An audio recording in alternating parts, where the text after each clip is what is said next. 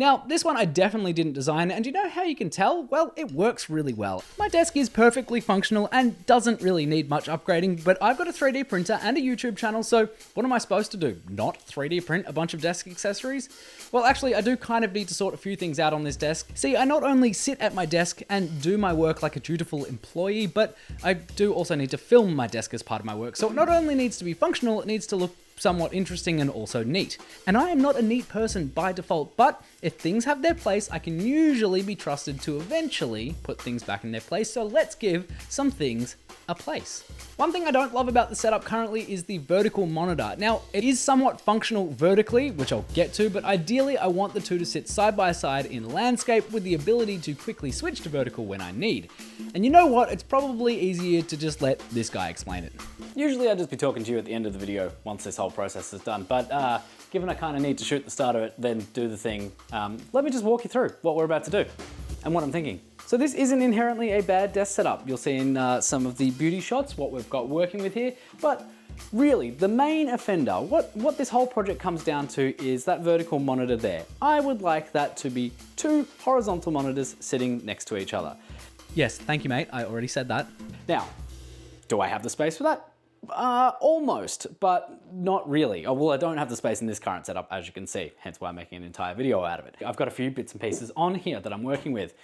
This is my little Native Instruments sound card that I've just had forever, so I've never upgraded it to anything more video focused, but it does exactly what I need it to do, in that I can run a mic input into here, and that one is usually, that one's usually sitting up there. At the moment, I've just got a little shotgun mic on it. As you can see, that is just running down into there, and then that goes into the computer via USB. Easy. Audio out of those into these reference monitors here, which they're, you know, not the best things in the world, but they do the job, and I've, again, had them for years, and I'm not looking to upgrade those.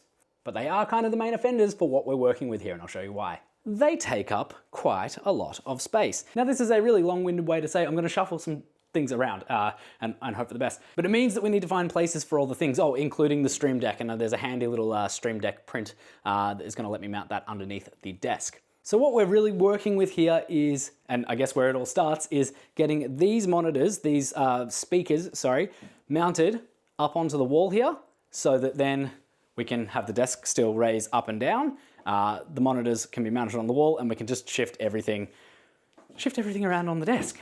All right, back to post-production Tom, who can read off a script and doesn't have to waffle through an explanation. Yeah, sure, I can totally read. So where to start? Well, the speakers seemed as good a place as any. Now, if you know anything about my channel, my first attempts are always laughably crap, and why break with tradition? I went for this almost hanging basket situation of a design, but in true built fashion, it was just a bunch of rectangles for the most part.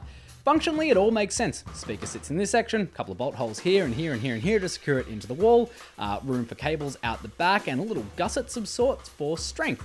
I had my reservations about this one, but I hit print nonetheless. So any guesses as to why this one is not the final product, other than the fact that it just looks like garbage?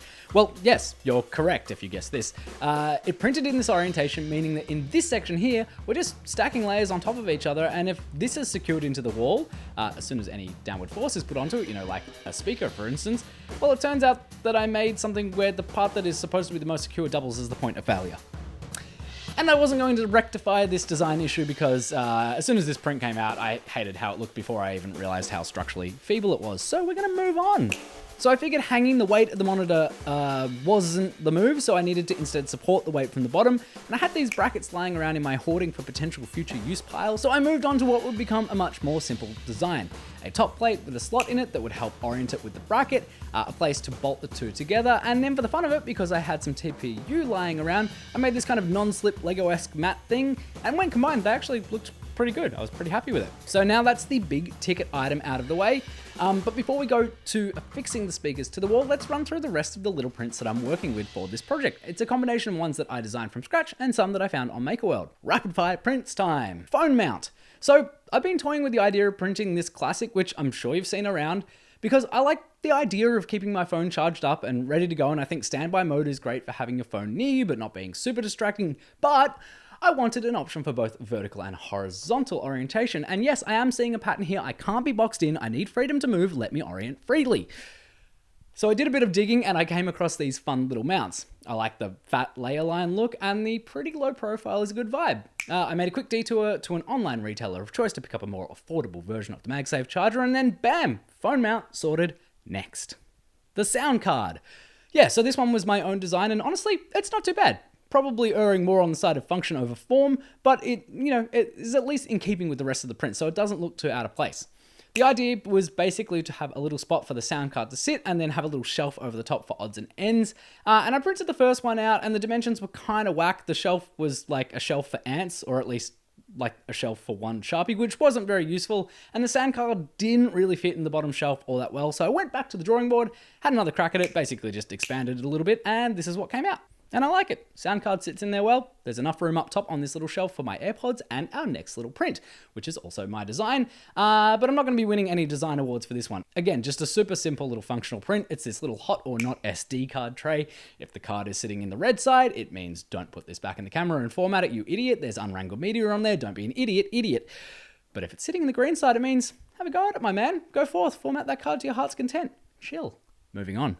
The Stream Deck Caddy. Now, this one I definitely didn't design, and you know how you can tell? Well, it works really well, and it just is kind of the perfect little print for what it does. I don't use the Stream Deck all that much at the moment, mostly just for color grading workflows, and on the odd occasion if I need to live stream something, so I didn't want it to take up all that space and be out all the time. It was fine when it used to sit atop the speaker, but that was because that was just dead space. Now the speaker's not there, it has to go somewhere else. I thought about under desk mounts. So then I went over to MakerWorld and I searched that and I had a bunch of options, but this one had me sold. GIFs win clicks. And it's GIFs, not GIFs. Fight me. My only criticism with this one is it could do with a little draw pull situation on the bottom, as it doesn't always come out first try. But I think I'll just print something basic out and glue it on. Good enough for now though. Out of sight when I don't need it, within arm's reach when I do need it. Perfect. Let's talk clams. I use my MacBook in clamshell mode 99% of the time, which means it sits under the monitor, taking up a bunch of space, but no longer. Enter the patented built clam stand, trademark. And this one I actually designed myself, and although it's simple, I'm actually really stoked with how it turned out. A nice little form factor, functional but looks good, and I had the stroke of genius to embed some of the aforementioned TPU Lego-esque grippy pad things into it for a little bit of extra grippiness that also meant that it had a little bit of give when you put the MacBook in it. So the MacBook sits in there nice and snug, doesn't wobble around, it looks nice, tick, tick, tick. You'll see later on I almost had to abandon the whole built clam stand TM thing when I got to laying out the whole setup, but fear not, it did make it into the final product. Oh, and conveniently, that setup is happening right now. So let's get these speakers mounted onto the wall and get this desk set up. And oh, what's that? I'm getting word from the future or the past. I don't know, this is a really dumb segue. Take it from here, other Tom. All right, I'm calling an audible halfway through this video. I just got done putting these together. Well, actually, last night I got done putting these together and I was sort of holding them up to the wall and thinking about how they might work. I was also looking at just this single bolt hole here and going, is that gonna hold this up? Like, the monitors aren't that heavy, but I'm gonna have to go like pretty deep into the wall to kind of get a secure connection to make sure that these don't fall off. And then what I wasn't accounting for, and again, this is all part of the process, but what I wasn't accounting for is that speaker there is the one that I've been modeling everything on. And that just has a couple of speaker wires in the back of it. That speaker over there is the main one, and that's got the speaker wires, plus it's got your two big jacks, well, like 1/4-inch jacks or whatever they are, going into it, basically to take that to the sound card. So that one actually needs to be further off the wall, and this is not big enough. Now, this is cool. I like what I've made. It's a very simple design. I might keep it for something else. Could be just like a nice little shelf on the wall to hold something, but it's not gonna hold up these speaker stands. So what am I doing instead? I had a brainwave, and that brainwave included concrete blocks. So I've got 2 of these concrete blocks here, and then 2 of these wooden kind of banister things. You see this nice profile on here, flat edge and then a rounded edge here. So basically what we're going to be doing is, let me see if I can zoom out here to show you. See those concrete blocks? Yeah, there you go, right here. We're basically gonna make some speaker stands. I'm gonna 3D print a housing for this block that will then have a little, tube hole thing to hold this, and then on the top end, I don't know, I'll make some kind of system that the speaker then can sit on at the top here. maybe something similar to this. I kind of like this little Lego-esque design. Anyway, this is going to be more than heavy enough to keep these from falling over, keep them steady. It'll be low profile enough for underneath the desk there to sit close enough to the wall. I think everything should be good. So I'm going to jump into Onshape and try and design up some boots for these bricks, basically. We'll see how it goes. Okay, so how did that process go? Well, turns out trying to model something in Onshape to fit snugly over something that is inherently not all that uniform is a pain in the ass. Who would have thought?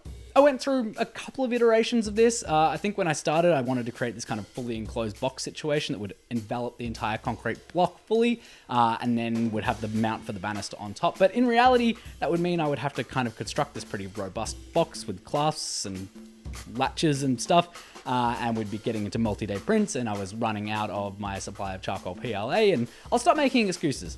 The solution I eventually landed on after running through a few different designs was essentially a plate mounted to the top of the concrete block that had the mount for the banister in it.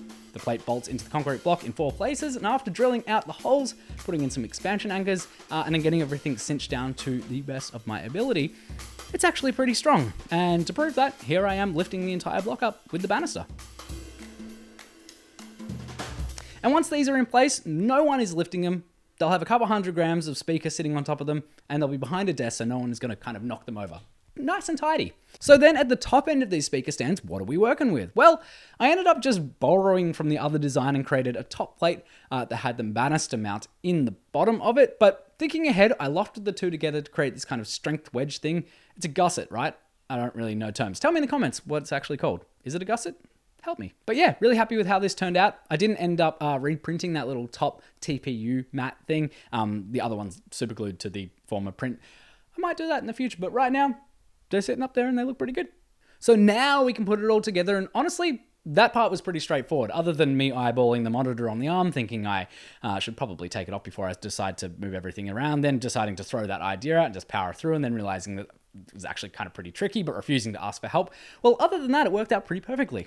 You can see in this moment, I'm kind of trying to work out where the clamshell stand was going to be situated and if it was viable at all. And I did give up for a brief moment and conceded defeat. It mostly came down to where the cables and adapters and stuff had to sit in relation to the desk and the monitors, and then have the ability to actually plug them into the MacBook.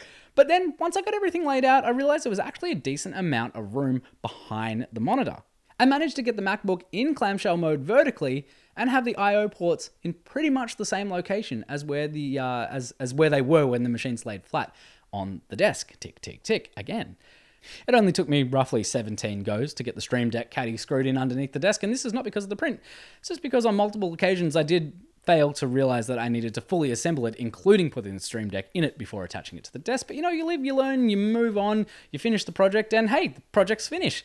And I'm happy. It looks great. It's functional. I've regained a bunch of space. I can shift not only the monitor into vertical and landscape mode when it so pleases me, but also my phone. The speaker stands look great. I love the combo of wood, concrete, and 3D prints. Honestly, what started as an excuse to 3D print some stuff on my desk turned into, yet again, another lesson in designing and printing and failing and learning and growing, and that's what we're all about here at Built. Now, if you want ad-free Built a day early and some exclusive videos and a few behind the scenes updates, then head on over to the Patreon. It's completely free with the option to kick in some coffee money and support the channel if you so choose. Big shout out to the 24 of you Built nerds who have already joined the party, and huge shout out to the legend Double Sketch Studio and the newly minted legend Louis for being paid members. Or potentially Lewis. But everyone watching is also a legend, so big love to you all. Catch you on the next one.